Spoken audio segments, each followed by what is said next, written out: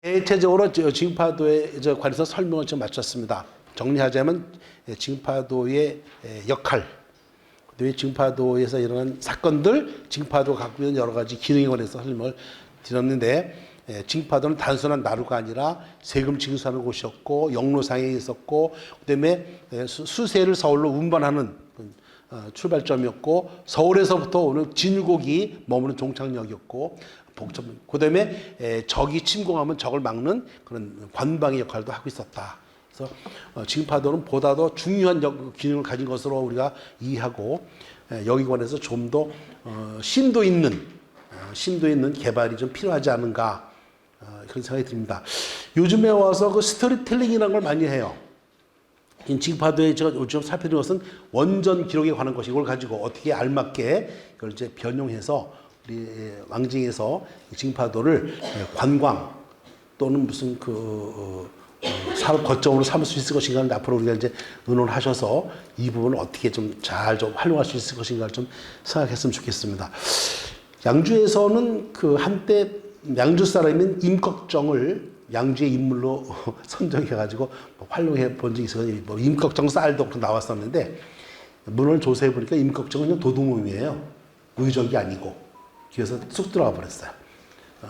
그래서 인물 하나를 잘 선정해서 그것을 상징하는 것은 굉장히 중요한 의미를 가지는데, 왕징은 이 징파도 가지고 활용할 것이 많을 것 같습니다. 안산에는 누구죠? 김홍도라는 화가가 가서 오랫 동안 살았어요.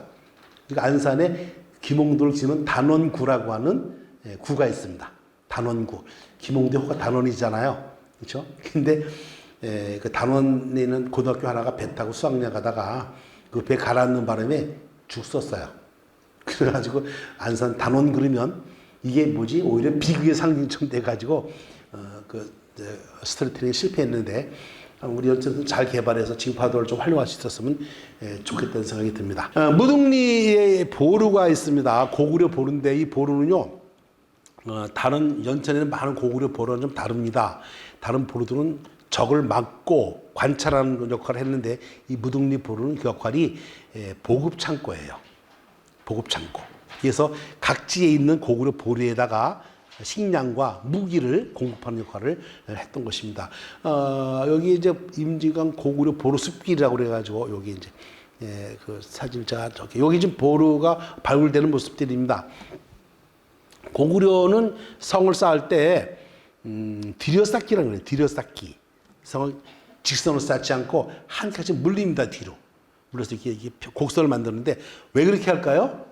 그렇게 해야만 성이 쉽게 무너지지를 않아요. 근데 그 사이에다 이제 돌을 박아가지고 이제 쐐기를 넣는데, 중국에 가시면 고구려 성들이 많이 남아 있습니다. 수백 개 성들이 있는데 거의 무너지지 않고 그냥 본래 모습을 유지하고 있어요. 그래서 중국 사람들은 고구려를 성 잘 쌓는 민족이라고 그렇게 이제 칭하게 되는데, 이런 특징들이 우리 연천 지역에서는 잘 나타나지 않습니다. 연천 지역의 성들 중에서 은대리 성 같은 것들, 전곡리 성은 다 토성들입니다.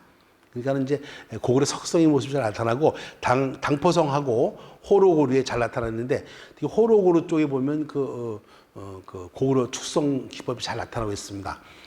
똑같이 마찬가지로 들여쌓기 해서 성을 견고하게 만드는 그런 특징이 있습니다. 여기 보시면은 성벽이 두껍고 저렇게 돌을 잘 활용하는 걸 볼 수 있습니다.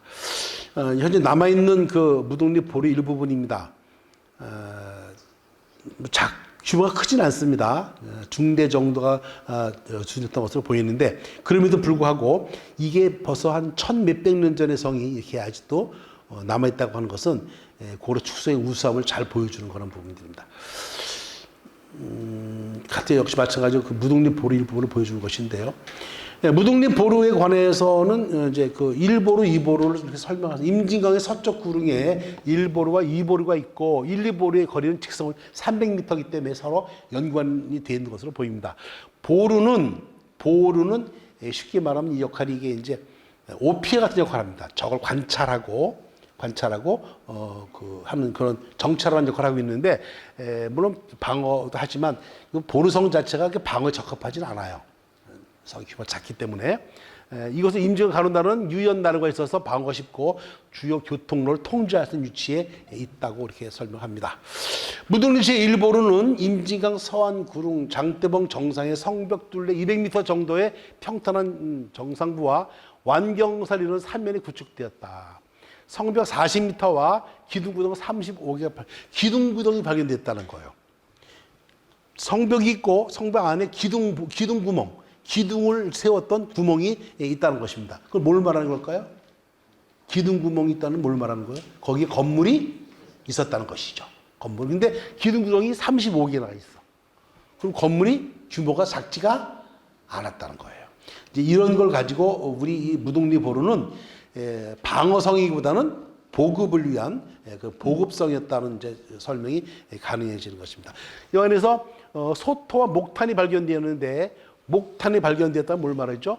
흙으로 다진 다음에 여기다 불을 지펴가지고 흙을 단단하게 해서 성벽을 단단하게 했다는 것입니다. 이 정도로 성벽을 단단하게 했을 필요가 뭐가 있을까요? 그 안에 건물을 견고히 유지하기 위한 그런 방법이었을 것으로 짐작이 됩니다. 제1보루에서는 평기와 톡이 발견되는데 여기서 재밌는 것은 수레 철기가 보습과 수레 부습기가 발견돼요. 보습이 뭐예요? 보습이 뭐죠? 쟁기는 뭘로 만들죠? 쟁기는 철로 만들잖아요. 이제 철이 많지 않으니까 나무로 만든 다음에 가상사리에만 철을 댑니다. 다시 한번요. 쟁기를 나무로 만들어. 나무 가지고는 밭을 못 가요. 거기다가 쇠를 입으면 가상사리만 대는 거야. 이해가 되셨어요? 그걸 보습이라고 그래요. 보습. 그러니까 이제 이거는 철이 그렇게 풍부하지 못했으니까 그 당시에는 이렇게 이제 말하자면 혼용해서 쓰는 것인데, 그럼 여기에 성에 왜 보습이 필요했을까요?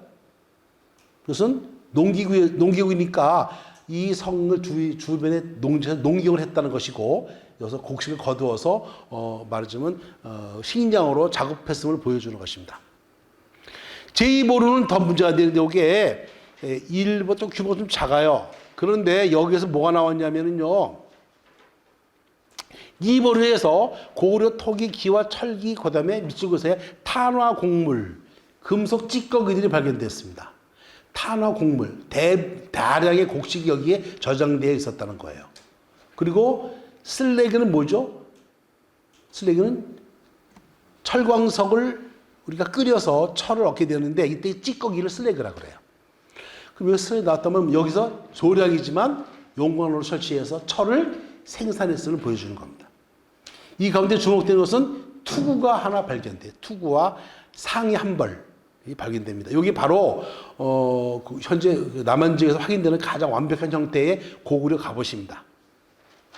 그래서 여기 보시면 이걸 통해서 우리는 제2보루가 철을 제철 작업을 했고, 그 제철 작업을 통해서 여러 가지 그 군수품, 병기를 만들었고, 투구를 만들었고, 갑옷을 만들어서 여러 보루에 보급했음을 알 수 있습니다. 그러니까 무등리 보루의 성격은 바로 뭐냐면은 보급기지였었다 라고 제가 한번 설명을 드렸습니다. 군수기지 역할을 하고 있었다는 겁니다. 이게 이제 발견되고 있는 고구려 갑옷의 모습들입니다. 찰갑이라고 그래가지고 통갑이 아니라 조각조각 낸 갑옷을, 철 편들을 실로 엮어가지고 만든 그런 갑옷인데, 이 찰갑옷은 작은 철 조각들을 이어서 만든 갑옷은 보다 더 전투에 용이하게 몸을 자유롭게 만들어줍니다. 통갑옷은 이 몸이 굉장히 불편하죠. 근데 이것은 찰갑옷은 엮어서 만들었기 때문에 스웨터 같은 역할을 하죠. 스웨터. 그래서 몸이 굉장히 움직이기 편하게 구성되어 있습니다. 이게 지금. 이거보다는 훨씬 늦은 시기인데 공주의 공산성에서는 당나라식 가죽 찰갑이 발견됐어요. 그래서 이런 그 성에서 실제로 찰갑을 만들어서 실제로 보급했던 것이 이제 확인할 수 있는데, 무등리에서는 이런 철갑이 발견돼 보다 더 발전된 형태의 이제 갑옷이 만들어진 걸 볼 수 있습니다. 이것은 여기서 발견된 여러 그 쇠로 만든 철기들인데, 아까 말씀드렸죠. 여기에서 실제로 용광로를 이용해서 철을 재련했다. 그래서 여러 보루들에다가 이런 병장기들을 보급했음을 알 수 있다고 제가 말씀을 드렸습니다. 이게 현재 남아있는 무등리 보루의 기수석들입니다. 인근에 고성산 보루가 하나 있는데, 이 고성산 보루는 보루라는 이름을 붙였지만 사실은 이 고성산 보루는 이게 봉수대로 추정이 됩니다. 봉수대가 뭐죠? 봉화. 봉화는 언제 붙이죠? 매일 봉수를 올려요. 매일. 하나 올리면은 이상 없음입니다. 저쪽에 저 앞에 보는 봉수에서 연기 하나 올라가. 같이 연기 하나 올려요. 오늘은 아무런 이상이 없습니다. 그런 뜻입니다. 두 개가 올라가면 지금 적이 머리 적군하고 있습니다. 그런 뜻이에요. 세 개가 올라가면은 가까이 적군했습니다. 네 개가 올라가면은 전투가 시작됐습니다는 뜻이에요. 그래서 저 변방에서 일어난 사건이 서울까지 올라가는데 하루 반나절 만에 다 연락이 됐어요. 굉장히 우수한 그런 신호 연락책인데, 요 고성산 보루는 확정된 건 아니지만 위치상으로 볼 때 보루라기보다는 아마도 이런 봉수대 역할을 했을 것이다라고 이렇게 저희가 짐작을 하고 있습니다. 원 모양이며 사각이 깊은 1.8m 정도 함몰부가 있어서 여기 좁은 통로가 개설됐다고 되어 있는데, 이 문제는 뭐냐면은 무독리 보루는 좀 다릅니다만 연천 지역의 대부분의 보루들이 군사 작전에 활용이 돼가지고 대부분 다 군사 기지로 이렇게 변형이 돼 있어요. 여기 이제 그 뭐 헬기 착륙장이라든가 또 무슨 주차장이라든가 이래가지고 다 변형이 되어 있습니다. 의정부의 천보산에 보루가 두 개 있었어요. 근데 하나는 헬기장이 다 망가졌는데 하나가 남아 있었거든요. 제가 그때 그 의정부시 향토 문화유적 보호 이런 거 뭐고 했었는데, 시장님이 민선 초대 시장님인데 제 초등학교 선배님이고 대학교 선배님이에요. 그 뭐 거기에다가 그 KBS 방송탑을 설치하겠다는 거야. 그러면 뭐 텔레비를 잘 볼 수 있대요. 안 된다고. 이 고구려 보루가 더 중요하다 못 한다고. 나 혼자 사인 안 하고 집에 와버렸어요. 그랬더니 밤에 전화가 왔어. 그 시장님이 사인해. 못 하는데요. 죽을래? 어떻게 하겠어요? 선배님이 사인하려는데 사인했습니다. 그 바람에 그 천보산 보루 두 개가 다 날아가 버렸어요. 흔적도 없습니다. 문제는 뭐냐면 이런 보루들이 한 번 망가지면 다시 복구할 길이 없다는 거예요. 지금 양주에서 회암사지를 폐사지로 세계문화유산에 등재하려고 굉장히 애를 쓰고 있어요. 그냥 단언했으면 안 됩니다. 그거. 단독 등재 안 됩니다. 요즘은요, 지난번에 우리나라 어떻게 했냐면 한국의 산중사찰 그래서 5개를 묶어서 등재했어요. 그다음에 한국의 서원 그래가지고 묶어서 등재했습니다. 제가 어떻게 제안했냐면 한국의 폐사지, 그래서 원주의 법전사지, 그다음에 여주의 고달사지 이걸 묶어가지고 하세요라고 내가 했는데 별로 뭐 귀담아 듣지 않아요. 똑같은 제안을 제가 연체를 드리자면 제가 이런 말씀 드린 적 있어요. 누가 제주도 둘레길을 만들어가지고 히트쳤잖아요. 전 세계적으로 그 많은 그 이미테이션 생겨났는데, 연천은요 성이 참 많아요. 이 성을 묶으세요. 그래서 저쪽에 성만 순례하는 성술, 저쪽에 이제 호록으로 시작해가지고 당포성, 연천 전곡리 토성, 은대리 토성, 여기에 성들이 굉장히 많습니다. 무독리 보루까지. 그래서 이거를 제1길, 제1제3길이라서 성을 찾아보는 코스를 만들고, 그 중간중간에 여기에 관련된 해설사를 배치하시고, 원전에서 말을 자료 빼가지고 여기서 사건들을 만들어가지고 자료 만들면은 이게 가장 제가 볼 때는 그 직접적으로 와 닿는 그 아이템이 되지 않을까 생각이 저는 개인적으로 들어요. 연천에 관해서. 현재 활용해서 제1차가 바로 성입니다. 연천처럼 고구려성이 많은 지역이 대한민국이 없어요. 없습니다. 그래서 지금 주상절리길 만들어가지고 이제 그 뭐 상당히 많은 그 호응을 받고 있지 않습니까? 그처럼 저는 주상절리길 외에 성을 답사하는 성순례 코스를 한번 만들었으면 좋겠다.